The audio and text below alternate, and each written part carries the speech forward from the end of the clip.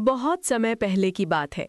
एक शांत और हरी भरी घाटी थी जहां चारों ओर ऊंचे ऊंचे पहाड़, बहती नदियां और ठंडी हवाएं थीं।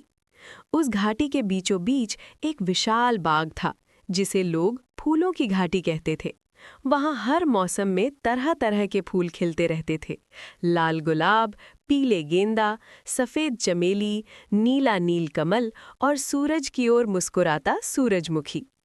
हर सुबह सूरज निकलते ही ओस की बूंदें फूलों की पंखुड़ियों पर मोतियों की तरह चमकने लगती थीं। पक्षी मधुर गीत गाते और तितलियां रंगीन पंख फैलाकर फूलों के साथ नृत्य करतीं। पूरा बाग मानो जीवंत हो उठता था। फूल आपस में बातें करते और प्रकृति की सुंदरता का आनंद लेते। गुलाब अपनी खुशबू के लिए प्रसिद्ध था, लेकिन वो थोड़ा घमंडी भी था। उसे लगता था कि वही सबसे सुंदर है। वहीं कमल, जो पास के तालाब में कीचड़ के बीच खिलता था, बहुत शांत और विनम्र था। वो हमेशा कहता, सुंदरता परिस्थितियों से नहीं, हमारे स्वभाव से आती है। एक दिन घाटी में भयानक सूखा पड़ गया। नदी का जल कम होने लगा और सूरज की तपिश बढ़ गई। कई फूल मुरझाने लगे। गुलाब परेशान हो गया और बोला, अब मेरी खुशबू कौन महसूस करेगा? कमल ने धीरे से कहा, धैर्य रखो, हर कठिन समय के बाद राहत जरूर आती है। कुछ दिनों बाद अचानक काले बादल छा गए और जोरदार बारिश हुई। मिट्टी को नई जान मिली और फूल फिर से खिल उठे। गुलाब को अपनी गलती का एहसास हुआ। उसने समझा कि अकेले सुंदर होना काफी नहीं, बल्कि दूसरों के साथ मिलकर रहना ही असली खुशी है। उस दिन के बाद फूलों की घाटी और भी सुंदर हो गई, क्योंकि वहां केवल रंग और खुशबू ही नहीं, बल्कि एकता, धैर्य और विनम्रता भी खिलने लगी। और यही प्रकृति का सबसे सुंदर जब संदेश धरती था। पर जीवन की पहली आहट सुनाई देती है, तब प्रकृति अपने मौन सौंदर्य से संसार को आश्वस्त करती है।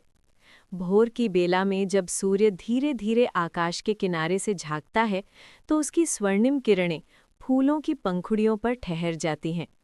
ओस की बूंदें फूलों के ऊपर ऐसे चमकती हैं, मानो प्रकृति ने उन्हें आशीर्वाद स्वरूप सजाया हो। हर फूल उस मौन भाषा में कुछ कहता है, जिसे केवल संवेदनशील हृदय ही समझ सकता है। बगीचों में खिले गुलाब प्रेम और त्याग की कहानी कहते हैं।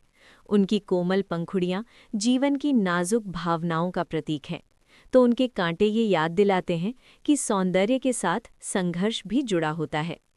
कमल कीचड़ में रहकर भी निर्मल बना रहता है और हमें सिखाता है कि परिस्थितियां चाहे जैसी हों, मन को शुद्ध रखा जा सकता है।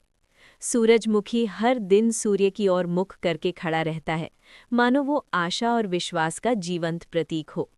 जंगलों और मैदानों में खिले जंगली फूल बिना किसी प्रशंसा की चाह के अपनी खुशबू बिखेरते हैं। ना उन्हें कोई देखता है, ना कोई नाम लेता है, फिर भी वे पूरे मन से खिलते हैं। यही तो प्रकृति का सबसे बड़ा पाठ है, निस्वार्थ भाव से देना।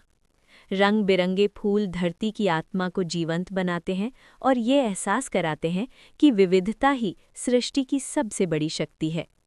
हवा जब बहती है तो फूलों की पंखुड़ियां लय में हिलने लगती हैं। ऐसा लगता है मानो वे प्रकृति के संगीत पर नृत्य कर रही हों। पक्षियों की चहचहाहट, पत्तों की सरसराहट और भंवरों की गुनगुनाहट मिलकर एक दिव्य सिम्फनी रचते हैं। इस सिम्फनी में कोई शब्द नहीं, फिर भी इसके भाव सीधे हृदय तक पहुंचते हैं। दोपहर की धूप में भी फूल मुरझाते नहीं, बल्कि धैर्य के साथ समय का सामना करते हैं। वे जानते हैं कि हर तपन के बाद शीतल हवा अवश्य आएगी। शाम होते होते जब आसमान नारंगी और गुलाबी रंगों में रंग जाता है, तब फूल उस रंगीन प्रकाश में और भी मनमोहक लगते हैं। उनकी छाया धरती पर एक शांत चित्र बना देती है। रात के अंधेरे में भी प्रकृति सोती नहीं। चांदनी में खिलने वाले फूल रजनीगंधा, चमेली और रातरानी अपनी सौम्य खुशबू से अंधकार को भी उजास से भर देते हैं। वे सिखाते हैं कि अंधेरे में भी सुंदरता संभव है, बस समय और धैर्य चाहिए। फूलों और प्रकृति का ये संबंध केवल दृश्य सौंदर्य तक सीमित नहीं है, ये आत्मा से संवाद है। जब मन अशांत हो, तब किसी बगीचे में बैठकर खिले फूलों को देखना भीतर एक गहरा सुकून भर देता है। प्रकृति हमें बिना उपदेश दिए जीवन की गूढ़ सत्य समझा देती है, जैसे हर दिन नया होता है, वैसे ही हर क्षण में नया आरंभ संभव है। अंततः फूल और प्रकृति मिलकर हमें ये सिखाते हैं कि जीवन का उद्देश्य केवल जीवित रहना नहीं, बल्कि पूरी चेतना के साथ खिलना है। बिना किसी अपेक्षा के प्रेम देना, बिना शोर के सौंदर्य बिखेरना और हर मौसम में अपने अस्तित्व को स्वीकार करना, यही प्रकृति का अमूल्य संदेश है।